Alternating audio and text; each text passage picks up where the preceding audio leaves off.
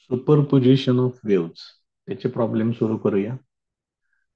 First problem बघा. A simple harmonic progressive wave is given bye. Simple harmonic progressive wave SHP wave त्याचं equation असं दिलेलं आहे. In SI unit सांगितले आणि या इक्वेशन वरून एम्प्लिट्यूड, फ्रिक्वेन्सी, वेव्हलेंथ आणि स्पीड हे सगळं फाइंड आउट करायचं आहे. मग डायरेक्ट आपण इक्वेशन लिहून घेऊया. फार काय विशेष असं काही त्याच्यामध्ये नाहीये. y इक्वल टू 0.1 साइन 4 पाय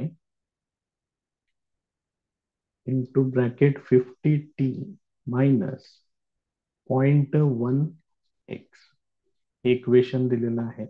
एम्प्लिट्यूड, फ्रिक्वेन्सी, वेव्हलेंथ आणि स्पीड हे सगळं फाइंड आउट करायचं.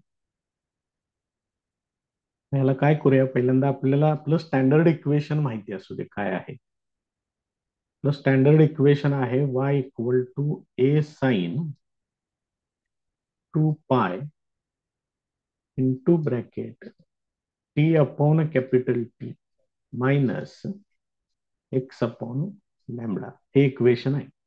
मग या पद्धतीनं इथं सगळे अरेंजमेंट करायची. काय काय लागणार आहे बघा. हे 0.1 आहे असंच. साइन 4 पायचं 2 पाय एवढंच फक्त इथं ठेवतोय. उरलेल्या 2 न आत मल्टिप्लाय करून 2 न आत मल्टिप्लाय केलं तर इथं येणार 100t मायनस इथं पण 2 न मल्टिप्लाय करून घ्या 0.2x हे असेल. बघा लक्षात येते का. आणि आता फक्त हे या इक्वेशन बरोबर कंबाईन करा. परत एकदा बघा काय केलंय. 4 पाय पैकी 2 पाय इथं ठेवले. मग याच्यातले 2 शिल्लक राहणार. 2 न 50 ला मल्टिप्लाय केलं 100 येणार. 2 न 0.1 ला मल्टिप्लाय केलं 0.2x येणार.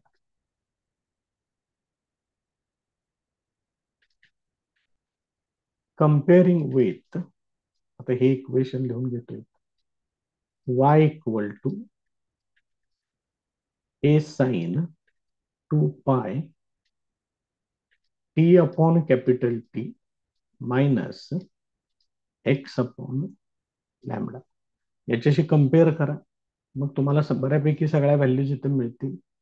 Capital A equal to 0.1 metre ही झाली त्याची अँप्लिट्यूड. त्यानंतर इथं स्मॉल टी बरोबर 100 आहे. इथं स्मॉल टी बरोबर 1/t आहे. 1 कॅपिटल टी इक्वल टू 100. तसंच इथं पण 1/लॅमडा इक्वल टू 0.2 या अशा टर्म्स आहेत.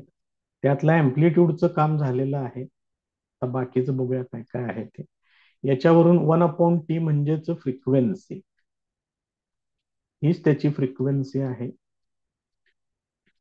ती झाली 100 हर्ट्ज. म्हणजे इथे एक व्हॅल्यू मिळाली, ही दुसरी व्हॅल्यू मिळाली.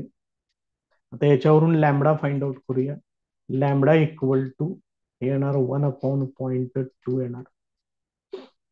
ह्याला अंशाला आणि छेदाला 10 न मल्टिप्लाय करतो. इथं 10 येणार, इथं 2 होणार. याचा अर्थ लॅमडा इक्वल टू 5 मीटर होणार. ही अजून एक व्हॅल्यू मिळाली, वेव्हलेंथ मिळाली त्याची. आणि v equal to n lambda हा जर फॉर्म्युला तुम्ही वापरला तर एन आहे 100 आणि लॅमडा आहे 5. 100 into 5 that is equal to 500 metre per second हे झालं त्याचं स्पीड. फक्त ह्या सगळ्या टर्म्स एकत्र करून घ्या आणि काय राहिले का बघूया फक्त आपण त्याच्यातलं. बघा एम्प्लिट्यूड, फ्रिक्वेन्सी, वेव्हलेंथ आणि स्पीड ह्या सगळ्या टर्म्स आपण इथं फाइंड आउट केलेल्या आहेत.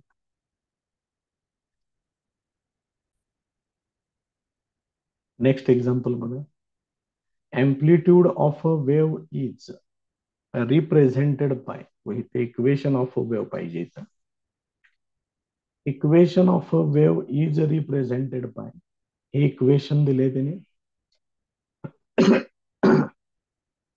इन SI युनिट्स पुढे सांगितलेलं आहे. Find wavelength, frequency and amplitude of the wave. हे पण मगाच्या सारखंच आहे, काय विशेष नाही आहे जास्त. पहिल्यांदा इक्वेशन तेवढं मी इथे लिहून घेतोय. y इक्वल टू 0.2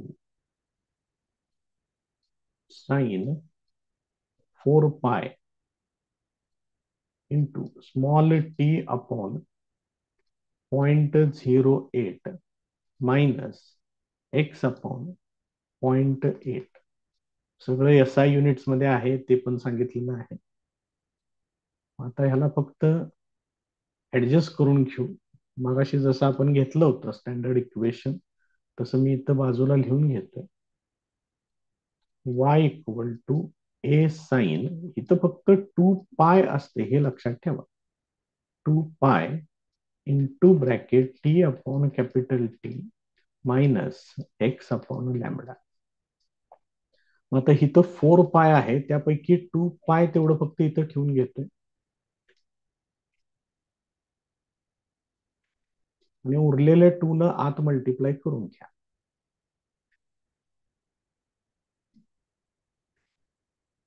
2 न याला मल्टिप्लाय केलं, इथे येणार 0.04. 2 न याला पण मल्टिप्लाय करा, इथं होणार 0.4. तर हे कम्पेअर करून घ्या.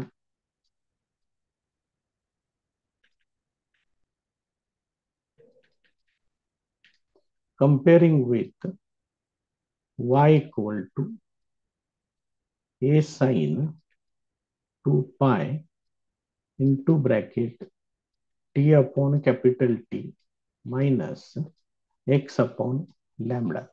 याच्याशी कम्पेअर करा, बऱ्याचशा व्हॅल्यूज तुम्हाला इथे मिळून जातील. मग एम्प्लिट्यूड येणार त्याची, amplitude A equal to 0.2 metre, त्यानंतर कॅपिटल टी इक्वल टू 0.04 सेकंद आणि लॅमडा इक्वल टू 0.4 मीटर. त्यांनी काय काय विचारलेलं आहे हे बघूया इथे. काय विचारले, वेवलेंथ तर मिळाली, फ्रिक्वेन्सी आणि अँप्लिट्यूड सांगितले, त्यातल्या अँप्लिट्यूड पण मिळाली, फक्त फ्रिक्वेन्सी फाइंड आउट करायची. मग फ्रिक्वेन्सी साठी n equal to 1 upon capital T म्हणजेच 1 अपॉन 0.04. हे किती होईल बघा, ह्याला 100 न मल्टिप्लाय करा, इथं पण 100 न मल्टिप्लाय, अंशाला आणि छेदाला 100 न मल्टिप्लाय केलं तर हे असेल. 4 ने याला भाग घालवा, 25चा भाग लागेल, येणार 25 हर्ट्ज. इथं अँप्लिट्यूड आहे, इथं वेवलेंथ आहे आणि ही फ्रिक्वेन्सी आहे. या पद्धतीनं सगळ्या व्हॅल्यूज तुम्हाला मिळतील. नेक्स्ट प्रॉब्लेम बघा. The equation of a SHP wave is, हे इक्वेशन आहे. Where all quantities are in SI units, calculate wavelength and speed of the wave. परत एकदा साधारण त्या पद्धतीनंच आहे, फक्त इक्वेशनचा फॉर्मॅट थोडासा स्लाइट चेंज आहे. करूया आपण त्याला व्यवस्थित. त्याने दिलेलं इक्वेशन आहे y इक्वल टू 0.4 साइन, इथं दिलेलं आहे 100 पाय into bracket T minus x upon 40, हे असं दिलेलं आहे. परत एकदा आपलं स्टँडर्ड इक्वेशन लिहूया इथं. y equal to A sine 2 pi into t upon capital T minus x upon lambda. मग इथं त्या पद्धतीनं अरेंजमेंट करायची असेल तर 2 पाय इथं शिल्लक राहिलं पाहिजे. मग ह्याच्यातलं 50 आत मल्टिप्लाय करून घ्या. मग y इक्वल टू 0.4 साइन, इथं 2 पाय ठेवले तर 50 शिल्लक राहतील. 50 आत मल्टिप्लाय करा, 50t minus 50 into x upon 40. हे आता किरकोळ सिम्प्लिफिकेशन त्याच्यात करायचं आहे. 0.4 साइन 2 पाय हे तसंच ठेवतोय, ह्याच्यात काय बदल नाहीये 50t मध्ये. इथं तेवढं किरकोळ एक शून्य कॅन्सल होईल, 5x अपॉन 4. आणि आता याला कम्पेअर करा.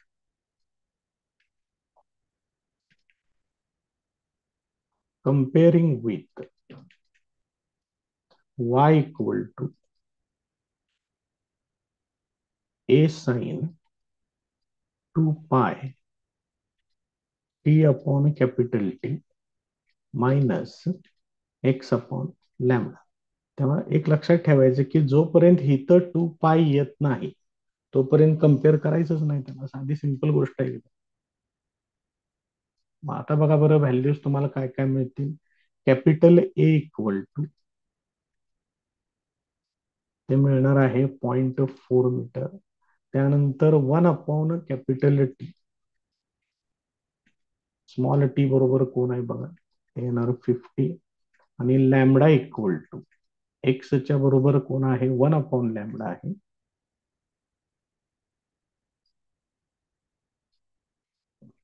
1 अपॉन लॅम्बडा इक्वल टू ते येणार 5/4 ही व्हॅल्यू येणार. मग याच्यावरून त्यांनी काय विचारले बघूया आपण इथं. त्या पद्धतीने आपण याला तयार करूया. वेवलेंथ विचारले आणि स्पीड विचारले. मग वेवलेंथ इथं तुम्हाला मिळेल. देअरफॉर लॅम्बडा इक्वल टू येणार 4/5 मीटर, म्हणजेच हे होणार 0.8 मीटर. ही लॅम्बडाची व्हॅल्यू झाली.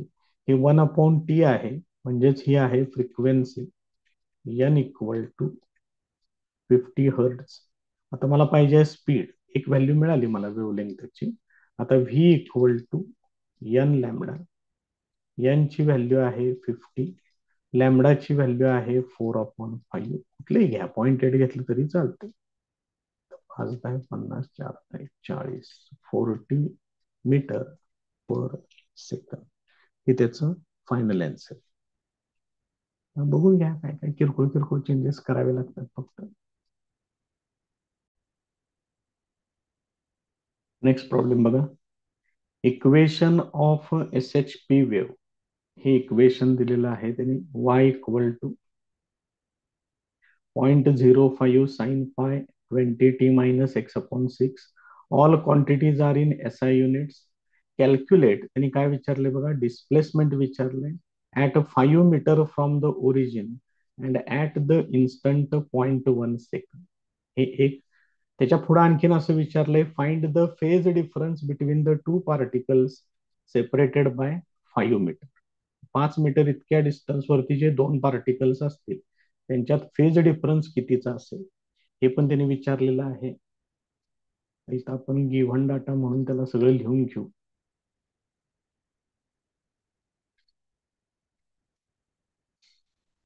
सगळ्यात पहिल्यांदा त्यांनी जे इक्वेशन दिलेलं आहे ते लिहून घेऊया. 0.05 sine pi into bracket 20t minus x/6. सगळं SI सिस्टम मध्ये आहे असं त्यांनी सांगितलेलं आहे. कॅल्क्युलेट द डिस्प्लेसमेंट, म्हणजे डिस्प्लेसमेंट काढायचं आहे, म्हणजेच y फाइंड आउट करायचं आहे. इथं पार्टिकल ऍट 5 मीटर म्हटलंय म्हणजे x इक्वल टू 5 मीटर घ्यायचं. आणि टाइम सांगितलेला आहे small t equal to 0.1 second. या दोन व्हॅल्यूज ह्या इक्वेशन मध्ये वापरल्या की तुम्हाला y ची व्हॅल्यू मिळून जाते. त्याच्यानंतर पुढे काय विचारले बघा त्यांनी, फेज डिफरन्स विचारलेला आहे. दोन पॉइंट्स आहेत, दोन पार्टिकल्स आहेत, त्यांच्यातलं डिस्टन्स दिलेलं आहे 5 मीटर. त्याला आपण म्हणणार आहे पाथ डिफरन्स. पाथ डिफरन्स दिलेला आहे 5 मीटर. याच्याशी related phase difference find out करा असं सांगितलेलं आहे.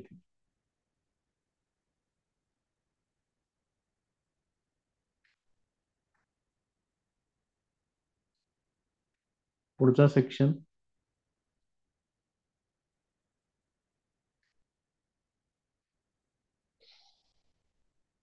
पहिल्यांदा हे इक्वेशन लिहून घेऊया. y इक्वल टू 0.05 साइन पाय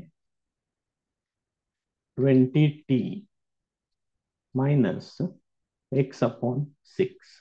आता याच्यामध्ये x equal to 5 metre, t equal to 0.1 second ह्या व्हॅल्यूज वापरायच्या आहेत.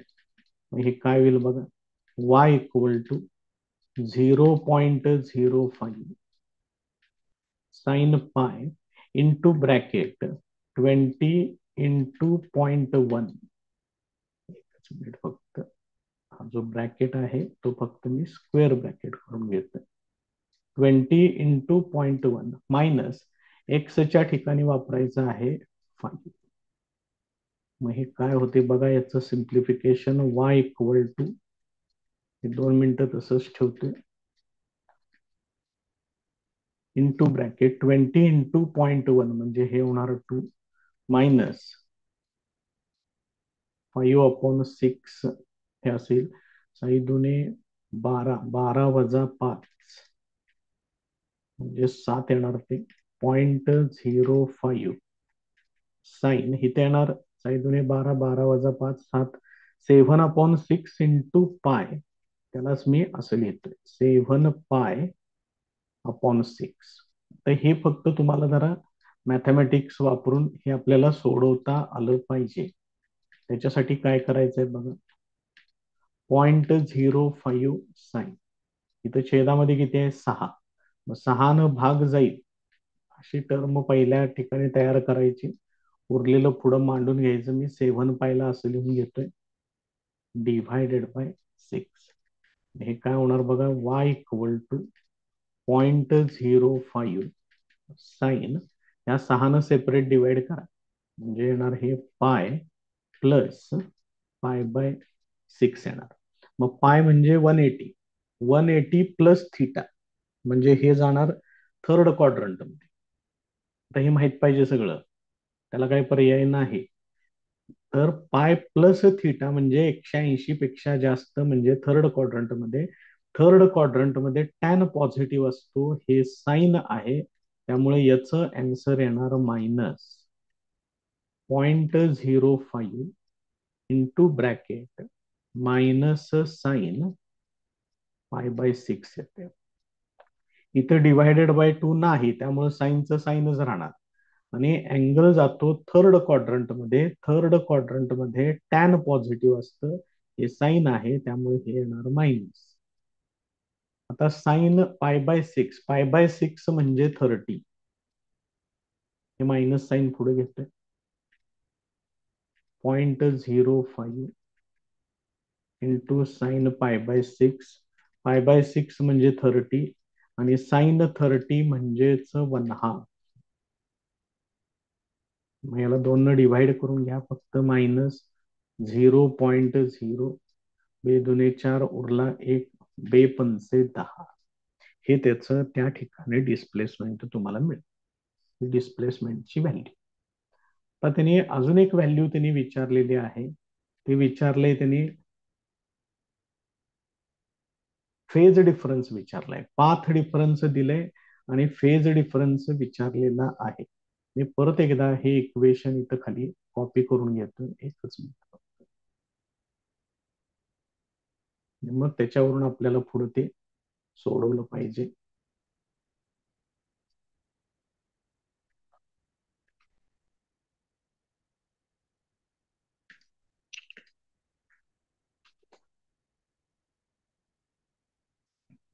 हेच घेतलेलं आहे पहिलं इक्वेशन. आता याच्यावरून आपल्याला जसं पाहिजे, सेकंड सेक्शन स्टार्ट करतोय मी इथं, हेच इक्वेशन घ्यायचं आहे. फक्त आता मला इथं स्टँडर्ड इक्वेशन प्रमाणे पाहिजे, मग इथं मला 2π पाहिजे. आतापर्यंत आपण काय करत होतो, 2 न आत मल्टिप्लाय करतो. आता ब्रॅकेट मधून 2 कॉमन घ्यायचं म्हणजे हे येणार साइन 2π इंटू ब्रॅकेट. मग आत काय करायचं, जर 2 कॉमन घेतला असेल तर 2 न आत मल्टिप्लाय करून घ्यावं लागेल तुम्हाला. कशा पद्धतीने होणार ते बघा, कारण परत 2 न मल्टिप्लाय केल्यानंतर परत हीच टर्म आली पाहिजे. मग आत 2 न डिव्हाइड करून घ्या, मल्टिप्लाय ने डिव्हाइड करून घ्या. इथं किती होणार, इथं येणार मग 10t येणार मायनस इथं असं येणार. आता बघा बरं, ह्या 2 न जर मी आत मल्टिप्लाय केलं तर मला ह्या टर्म मिळतात का, चेक करून घ्या. 2 × 10 20 येते, हे 2 इथं आलं, 2 ने याला भाग केला 6 येतं. हे असं का करून घ्यायचं, कारण आपलं इक्वेशन स्टँडर्ड फॉर्मॅटमध्ये असं आहे, comparing with y equal to a sine 2 pi T upon capital T minus x upon lambda, या पद्धतीनं आहे. मग हे काय काय होणार बघा, इथं 2 पाय, इथं 2 पाय, त्याशिवाय कम्पेअर करायचं नाही, सांगितले मी तुम्हाला. कॅपिटल ए येते 0.05 मीटर, त्यानंतर 1 अपॉन कॅपिटल टी येते 10, आणि लॅमडा इक्वल टू, बघा बरं, एक्सच्या छेदामध्ये 12 आहे, इथं एक्सच्या छेदामध्ये लॅमडा आहे, लॅमडा इक्वल टू येते 12 मीटर. हीच पाहिजे आपल्याला व्हॅल्यू, कारण लॅमडा 12 मीटर म्हणजे त्याची वेवलेंग्थ झाली. मग एका वेवलेंग्थशी रिलेटेड जर समजा मी हे वेव जर अशी दाखवली इथं तुम्हाला, तर ही वेव अशी येणार. मग याच्यामध्ये काय असतं, इथं 0, इथं पाय, इथं 2 पाय, या ठिकाणी 3 पाय, पुढं इथं 4 पाय, या पद्धतीनं व्हॅल्यूज असतात. मग याच्यातली जर मी एवढीच एक वेव जर मी कन्सिडर केली, तर मला इथं 0 आणि 2 पाय, तर पूर्ण एका वेवलेंग्थसाठी ही जर लॅमडा वेवलेंग्थ असेल, हे झालं डिस्टन्स, तर त्याच्याशी रिलेटेड अँगल किती असतो, 2 पाय. हा झाला तिथला फेज डिफरन्स. म्हणजे तुम्ही हे बेसिक रिलेशन लक्षात ठेवा.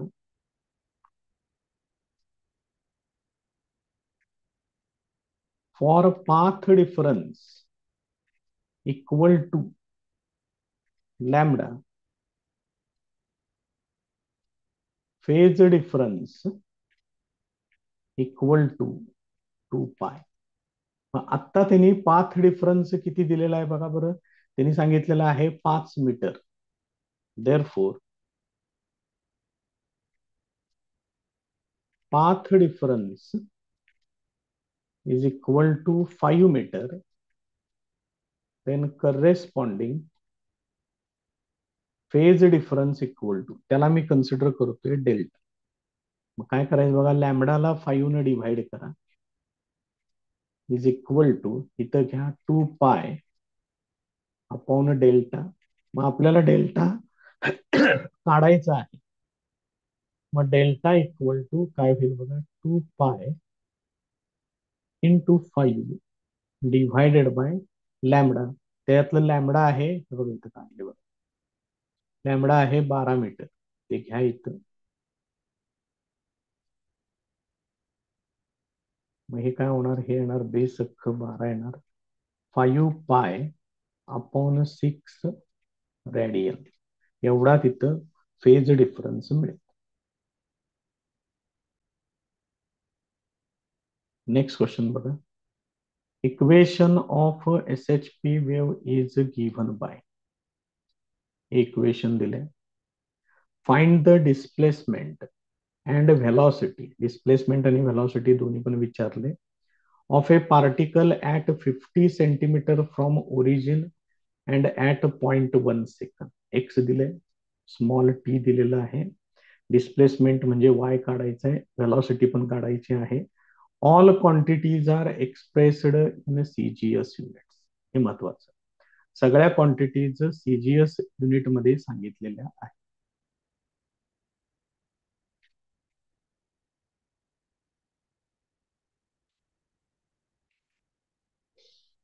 Given data, y equal to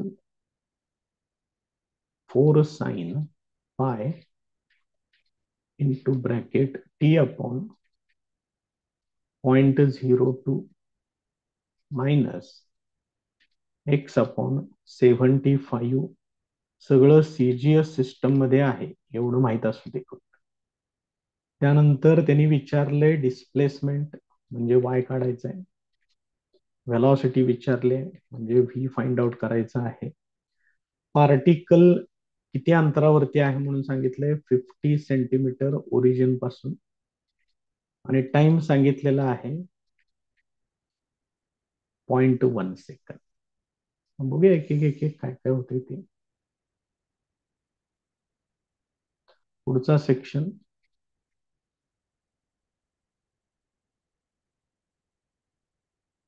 formula and calculations.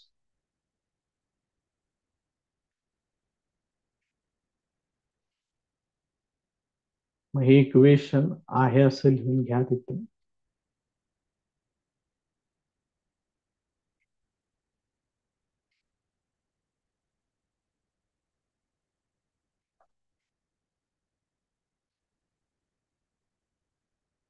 First part displacement काढूया त्याच्यामध्ये. आता ह्या ज्या दोन व्हॅल्यूज दिलेल्या आहेत, एक्स इक्वल टू आणि टी इक्वल टू, या व्हॅल्यूज इथं वापरूया. X equal to 50 centimetre, t equal to 0.1 second. therefore y equal to 4 sine pi into bracket, t ची व्हॅल्यू आहे 0.1 डिव्हायडेड बाय 0.02 मायनस एक्स ची व्हॅल्यू आहे 50 सेंटीमीटर. तर हे सिम्प्लिफाय करावं लागेल. y इक्वल टू 4 साइन पाय. इथं सिम्प्लिफिकेशन बघा, दोन घर मला उजवीकडे न्यायचं आहे, 2 डिजिट्स टुवर्ड्स राईट. 100 मल्टिप्लाय केलं पाहिजे, इथं 100 मल्टिप्लाय केलं तर इथं येणार 10, इथं येणार 2 मायनस इथं 25 दुने 50, 25 त्रिक 75 हे असेल. therefore y equal to 4 sine pi, याचं सिम्प्लिफिकेशन 2×10 हे असेल. म्हणजेच हे काय होणार आहे बघा, 4 साइन 5 त्रिक 15, 15 वजा 2 13, 13 पाय अपॉन 3. हे पाय त्याला देऊन टाकायचं इथलं सिम्प्लिफाय झाल्यानंतर. आता हे असं आलेलं आहे, तर इथं ऍडजस्ट काय करायचं बघा, 3 न भाग जाईल अशी मोठ्यात मोठी संख्या इथं ऍडजस्ट करायची. y इक्वल टू 4 साइन, मग इथं लिहितोय 12 पाय प्लस पाय डिव्हायडेड बाय 3. हेच आता जमलं पाहिजे याच्यामधलं महत्वाचं. y इक्वल टू 4 साइन, इथं 3 न भाग घालवला, 3 चौक 12 होणार, 4 पाय प्लस पाय बाय 3 येणार. आता डिव्हायडेड बाय 2 नाही आहे, म्हणजे साईनचं साईनच राहणार इथं. फक्त 4 पाय प्लस थिटा, म्हणजे कुठं जातोय अँगल ते जरा तेवढं व्यवस्थित फक्त बघून घ्या. इथं ओरिजिन अँगल 0 डिग्री इथं आहे, हे येणार पाय बाय 2, हे पाय, इथं येणार 3 पाय बाय 2 आणि इथं परत एकदा येणार 2 पाय. मग आता हे कसं होईल बघा बरं, एक रोटेशन कंप्लीट केलं की 2 पाय होणार, मग अजून एक रोटेशन कंप्लीट केलं की मग 4 पाय होणार, आणि 4 पाय प्लस थिटा म्हणजे इथं अँगल येणार आहे फर्स्ट क्वाड्रंट मध्ये. फर्स्ट क्वाड्रंट मध्ये सगळेच पॉझिटिव्ह आहे, त्यामुळे ह्याचा आन्सर प्लस येईल, मायनस यायचा काही प्रश्न येणार नाहीये. शिवाय डिवायडेड बाय 2 नाही, साईनचं साईनच राहणार, त्यामुळे हे असं येणार y equal to 4 sine pi by 3 हे असेल. मग हे पुढे सोडवा आता. Therefore y equal to 4 into sine pi by 3 आहे, म्हणजे साइन 60, 60 ची व्हॅल्यू आहे √3 अपॉन 2 हे असेल. 2 याला भाग घालवा, 2 2 4 म्हणजे हे होणार 2√3. √3 ची व्हॅल्यू आहे तुम्हाला माहिती, ती वापरतो इथं. y इक्वल टू 2 इंटू 1.732, याने याला मल्टिप्लाय करा, 2 2 4, 2 त्रिक 6, 2 7 14, चला 1 2 2 आणि 1 3, 3.464 सेंटीमीटर हे पहिलं डिस्प्लेसमेंट त्या ठिकाणी तुम्हाला मिळेल. आता मला सेकंड पार्ट मध्ये फाइंड आउट करायची आहे व्हेलॉसिटी. हे फाइंड आउट करायचं. मी परत एकदा ते जे डिस्प्लेसमेंटचं इक्वेशन आहे ते लिहून घेतोय. तिथं जे काही त्यांनी दिले ते त्याला खाली घेऊया सरळ आपण.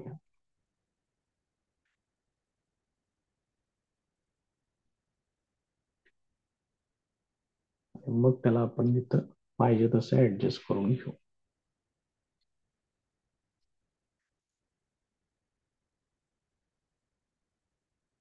तर व्हेलॉसिटी काढण्यासाठी सगळ्यात पहिल्यांदा मला हे इक्वेशन पाहिजे. ते इक्वेशन मी इथे लिहून घेतो. y equal to 4 sine pi into bracket t upon 0.02 minus x upon 75. हे आहे डिस्प्लेसमेंट. हे लक्षात ठेवा, डिस्प्लेसमेंट आहे हे. तर हे डिस्प्लेसमेंटचं इक्वेशन तयार आहे माझ्याकडे. मला आता याच्यावरून व्हेलॉसिटी पाहिजे. जर तुम्हाला डिस्प्लेसमेंट वरून व्हेलॉसिटी काढायची असेल तर त्याची डेरिव्हेटिव्ह तुम्हाला घ्यावी लागेल. Differentiating with respect to time. म्हणजेच इथं व्हेलॉसिटी इक्वल टू काय घ्यावं लागेल तुम्हाला, dy अपॉन dt घ्यावं लागेल. लक्षात घ्या, जनरली आपण डिस्प्लेसमेंटसाठी एक्स वापरतो, पण इथं त्यांनी डिस्प्लेसमेंटसाठी वाय वापरले, त्यामुळे वाय ची डेरिव्हेटिव्ह घेतल्यानंतर तुम्हाला व्हेलॉसिटी मिळणार आहे. त्यामुळे आता याची आपण डेरिव्हेटिव्ह घेऊया, बघूया काय काय होते त्याच्या डेरिव्हेटिव्ह मध्ये. मग हे 4 आहे असंच कॉन्स्टंट. साईनची डेरिव्हेटिव्ह येणार cos I into T divided by, म्हणजे ही फक्त साईनची डेरिव्हेटिव्ह चालली बरं का. परत पुढे याची आणि डेरिव्हेटिव्ह घ्यावी लागेल. ही झाली साईनची डेरिव्हेटिव्ह. आता त्याच्या पुढे जो पार्ट आहे त्याची परत पुढे डेरिव्हेटिव्ह घ्यायची, हे लक्षात ठेवा. मग त्याच्या डेरिव्हेटिव्ह मध्ये काय काय येणार, हे फक्त साईन झालं. साईनची डेरिव्हेटिव्ह त्याच्या पुढे एवढा सगळा पार्ट आहे, हे व्यवस्थित लक्षात घ्या. आणि व्हेरिएबल फक्त टी आहे, त्यामुळे तुम्हाला ते पूर्ण कन्सिडर करावं लागेल व्यवस्थित. मग बघा आता इथं काय होणार, पाय आणि 0.02 हे असं येणार, किंवा पायला मी तसंच ठेवतो इथं. बघा जरा इथं पुढं, माझ्या इथं पुढं जागा पण नाही आहे जास्त. मी एवढा सेक्शन फक्त खाली घेतो इथं एकच minute. dy upon dt equal to, बघा काय काय आहे. 4 आहे असंच, साईनची derivative cos pi into bracket T upon 0.02 minus x upon 75. ही कुणाची डेरिव्हेटिव्ह झाली, साईनची डेरिव्हेटिव्ह. आता त्याच्या पुढे जी काही टर्म आहे त्याची परत पुढे डेरिव्हेटिव्ह घ्यायची. सो इंटू ब्रॅकेट, हे पाय तसंच ठेवतं. आता बघा कंसाच्या आत जायचं आपल्याला, ह्याच्यातलं 1 अपॉन 0.02 हे कॉन्स्टंट होईल. टी ची डेरिव्हेटिव्ह 1 येणार, कारण derivative with respect to t घ्यायचे, त्यामुळे हिथं काय येणार नाही. मायनस एक्स अपॉन 75, ह्याच्यात टी नाही, याचा अर्थ ही पूर्णपणे कॉन्स्टंट टर्म आहे, त्यामुळे त्याची डेरिव्हेटिव्ह 0 येणार. इम्पॉर्टंट स्टेप, हे समजणं फार महत्वाचं आहे. आता हे जे काही तुमचं पाय डिव्हायडेड बाय 0.02 आलेलं आहे ते घ्यायचं, इथं पुढे घ्यायचं.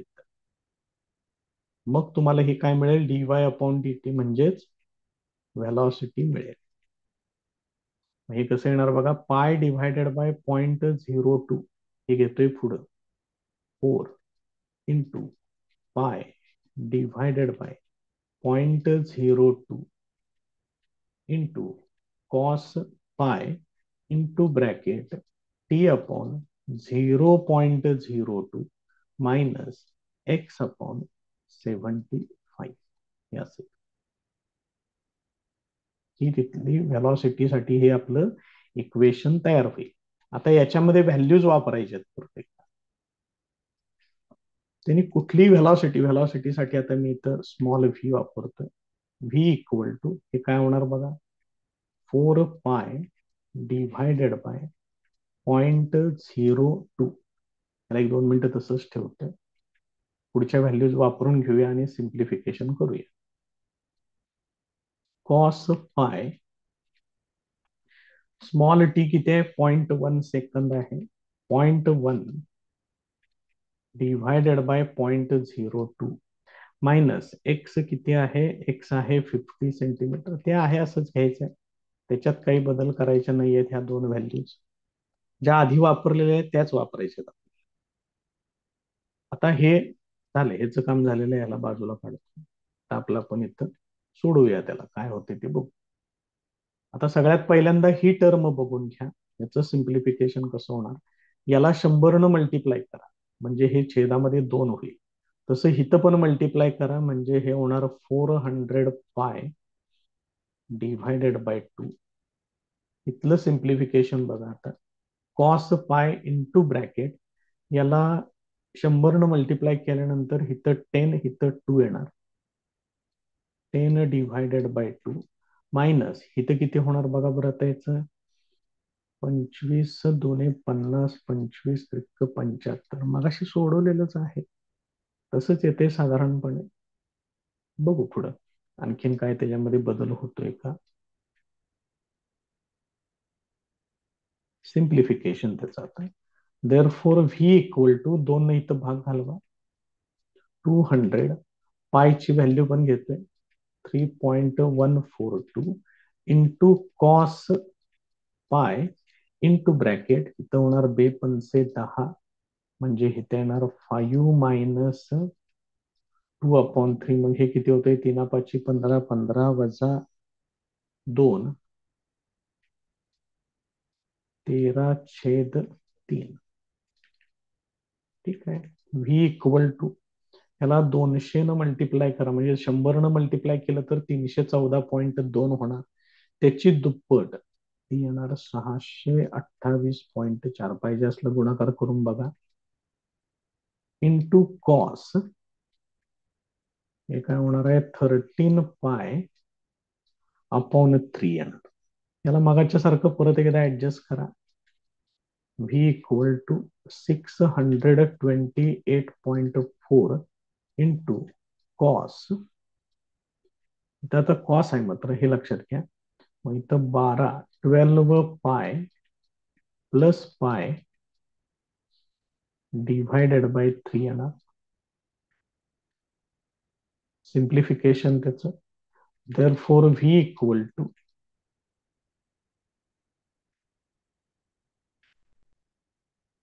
इंटू कॉस 3 ने इथं भाग घालवा, हे होणार 4 पाय प्लस पाय बाय 3.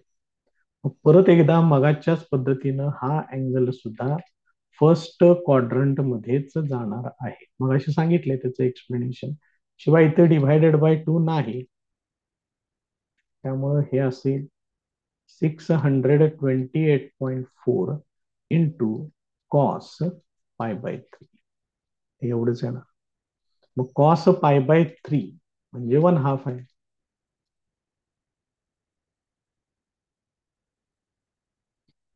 ची व्हॅल्यू आहे ना.